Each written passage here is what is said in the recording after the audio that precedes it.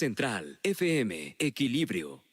¿Qué podría generar un conflicto entre los Estados Unidos e Irán y también Irak? ¿Qué podría traer? Algunos en redes sociales durante este fin de semana alertaban sobre la posibilidad de ya casi entrar a una tercera guerra mundial. Pero para explicarnos todo esto, para comprendernos sobre todo en el andamiaje del derecho internacional, estamos en comunicación con la doctora Gabriela Rodríguez Huerta. Ella es doctora en Derecho Internacional de el ITAM, este Instituto Tecnológico Autónomo de México. Doctora, ¿cómo estás? Mucho gusto y gracias por recibir la llamada de Central FM Equilibrio. Buenos días, mucho gusto. Muy bien, muchas gracias, doctora. Pues cuéntanos cómo ves todo esta tensión que se ha generado por la decisión de Donald Trump de haber atacado a este general iraní muy querido y sobre todo muy seguido allá en su país. Sí, pues mira, el panorama internacional realmente es muy incierto. Por un lado vemos pues a un presidente Trump con una posición completamente muy amenazante, muy unilateral, sin ganas de conciliar, sin negociar. Y por otro lado, bueno, el caso de Irán, que inclusive ya ha manifestado su salida total, aunque habló de cooperación con el Organismo Internacional de Energía total del acuerdo que costó tanto trabajo celebrar, donde se había comprometido a reducir sus enriquecimiento de uranio y otras cuestiones.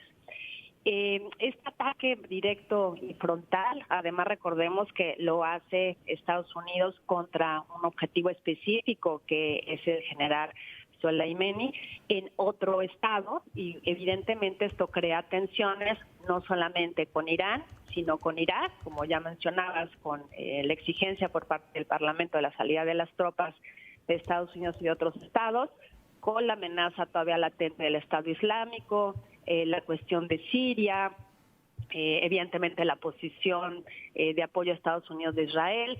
Bueno, realmente el panorama tenso, la Unión Europea pidiendo calma, y no solo la Unión Europea, sino también otros estados, buscando la solución pacífica mediante la mediación y la negociación.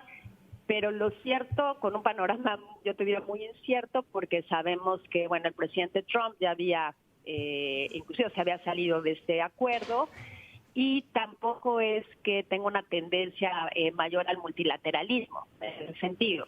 Y eso, evidentemente, pues fue una situación de tensión enorme, donde en realidad tenemos como pocas herramientas, bueno, pues poca información y herramientas para saber cómo las partes van a responder.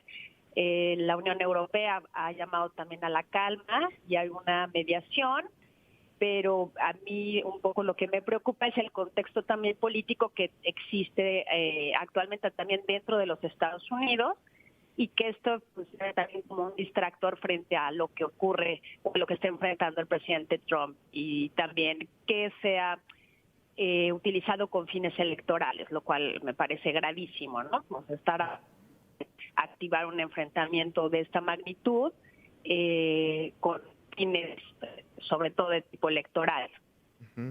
¿Hay las condiciones, doctora, para que haya una guerra, como lo pensábamos antes? Insisto, hay un andamiaje internacional legal, también hay instituciones, algunos que advierten que se tiene que ir a la ONU para detener tanto las intenciones del gobierno de Donald Trump como la respuesta de estos países afectados. ¿Existe realmente la posibilidad de que primero se genere una guerra y posteriormente pueda entrar la comunidad internacional en esto?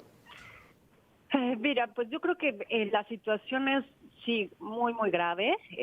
Yo apostaría a que la participación de la Unión Europea y de otros actores también de la región logren que esta situación se pueda negociar y se pueda llevar por otra vía. Recordemos que dentro del derecho internacional la guerra está prohibida de manera general, solamente se autoriza la legítima defensa cuando existe un ataque inminente, cuando existe una...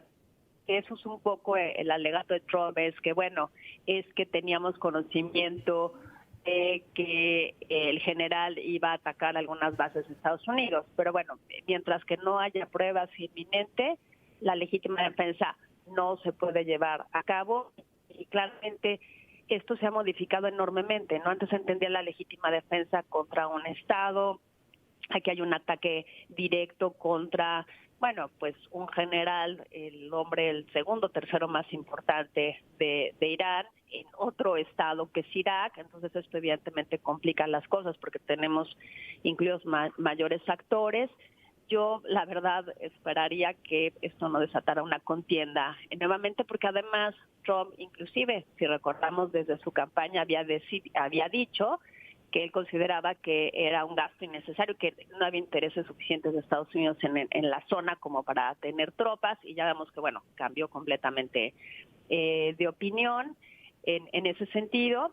Y lo que sí me preocupa es en relación con lo que menciona, por ejemplo, de las Naciones Unidas, que esto sí debería de llamar a una reunión urgente dentro del Consejo de Seguridad de las Naciones Unidas e instar a las partes a buscar mecanismos pacíficos de solución de controversias a través de una mediación, una negociación directa, inclusive la misma participación de las Naciones Unidas, que tiene presencia en la zona, dado el tema del Estado Islámico y otras cuestiones como las sanciones de Estados Unidos a Irán.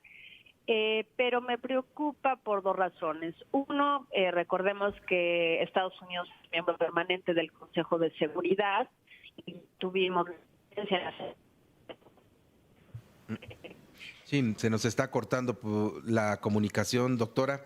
Nos hablabas un poco sobre esto importante, qué tanto puede pesar la comunidad europea y sobre todo la Organización de Naciones de la ONU para detener no solamente la respuesta de Irán, sino también detener a los Estados Unidos. Nos comentan en redes sociales que difícilmente la ONU podría hacer algo, sobre todo porque está controlada por los Estados Unidos. Doctora, ya nada más para finalizar, nos comentabas en torno a pues estos organismos internacionales, ¿qué tanto peso podrían tener? Sí, perdón, bueno, que en el caso del Consejo de Seguridad de Naciones Unidas, recordemos que Estados Unidos es miembro permanente del Consejo y ya en la ocasión pasada, la segunda llamada Guerra del Golfo, pues Estados Unidos, un poco desoyendo las decisiones dentro de Naciones Unidas, decidió tomar una acción de manera unilateral. Entonces tenemos ya ese antecedente de la actuación unilateral de Estados Unidos.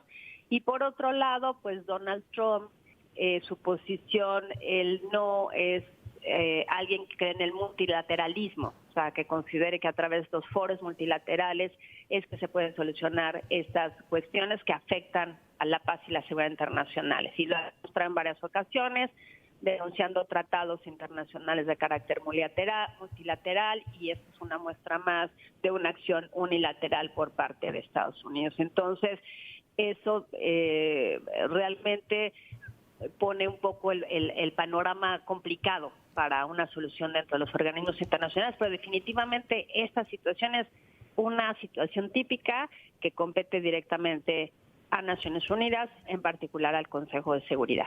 Muy bien. Doctora Gabriela Rodríguez Huerta, ella es internacionalista, doctora en Derecho Internacional Público y catedrática del Instituto Tecnológico Autónomo de México. Muchísimas gracias por introducirnos a todo este entendimiento de lo que podría darse entre Estados Unidos e Irán y el peso que podrían tener estos órganos multilaterales, también multiinternacionales, de lo que podría darse en este conflicto bélico, el primero de 2020 y el último de la década de los 20. Muchas gracias, doctora. ¿De qué? A ti, buen día. Te agradezco muchísimo que hayas recibido la llamada de Central FM Equilibrio. Vamos a un corte y regresamos con más en Central FM Equilibrio.